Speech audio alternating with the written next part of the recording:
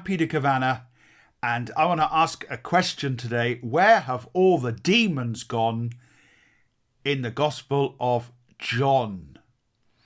Now, in case you think I'm crazy, it's because recently we had a lecture on the Gospel of John, and we were talking about the difference between John and the Synoptic Gospels, of which there are many, many differences, many similarities too.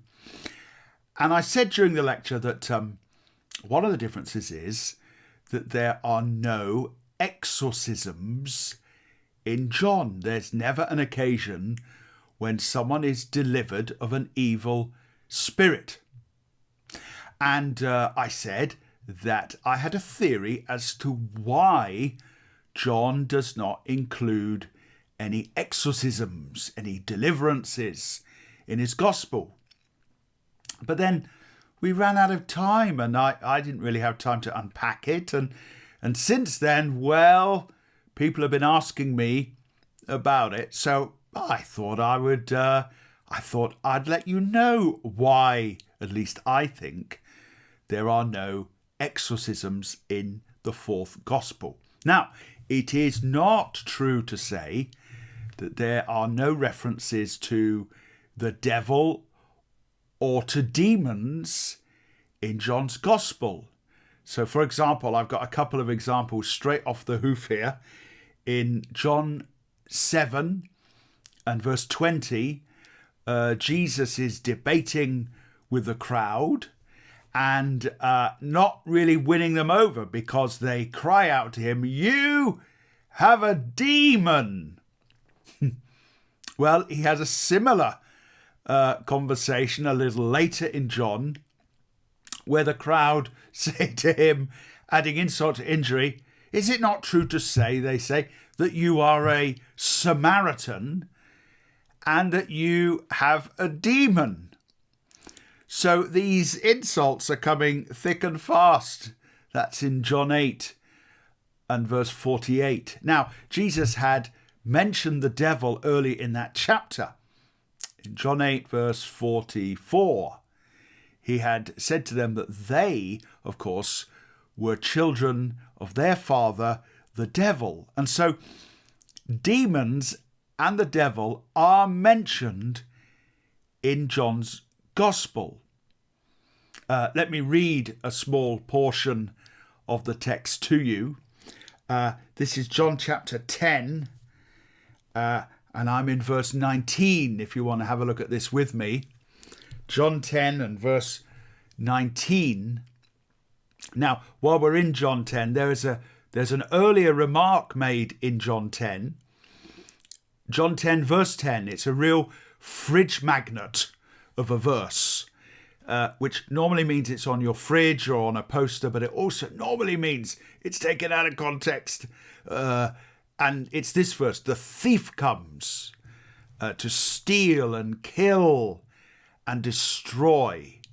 But I have come," Jesus says, "that you might have life and that you might have it to the full," or have it abundantly. Now, I'm not sure at all, just for your interest, that in John 10 verse 10, the thief being mentioned is the devil at all. Sometimes you hear it preached, the devil comes to steal, kill and destroy. Now, let me say, I think the devil is a thief and he is a destroyer. I'm not entirely convinced, though, when I look at John chapter 10 and I look at the parable or the allegory that Jesus is using, that we should just automatically insert the devil into verse 10 of John 10.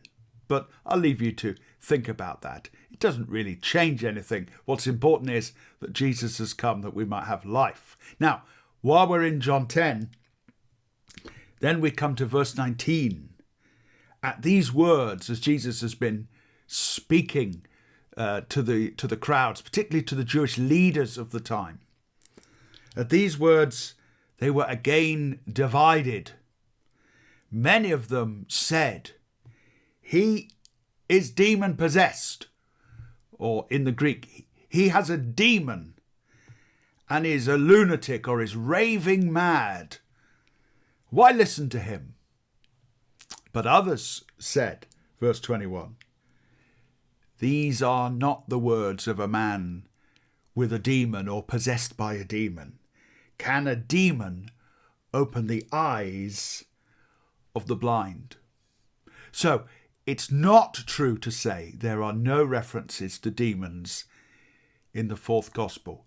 However, it is true to say that there are no exorcisms. There is no narrative occasion where an evil spirit is cast out, except maybe there's just one, but it's a really, really big one. Why don't you turn in your Bible to John chapter 12 and verse 31. There's been an exciting moment in John chapter 12 where there's been a voice from heaven. And the crowd are discussing this sound that they've heard. Jesus says in verse 30, you with me? John 12 and verse 30. Jesus says, this voice was for your benefit, not mine. And then verse 31, are you ready? Now, Jesus says, is the judgment of this world. And now shall the ruler of this world be cast out. And if I be lifted up from the earth, verse 32, I will draw all men to myself. And then John tells us, verse 33, he said this to show the kind of death he was going to die. Now is the judgment of this world. Now shall the ruler of this world be cast out. It's the Greek word ekbalo, which is used by the synoptics all the time for the driving out of evil spirits. So why does John not include the expulsions of demons? Well, one, because he's chosen not to. His gospel is primarily about Jesus and the signs that point to the identity of Jesus. But number two, he does sort of have an exorcism, but it's not the exorcism of evil spirits. It's the exorcism of the prince of this world. And it's not the command of Jesus that drives the evil powers out.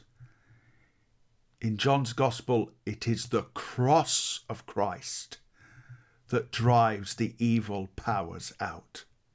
So in John's gospel, there are no deliverances, except there is the great deliverance.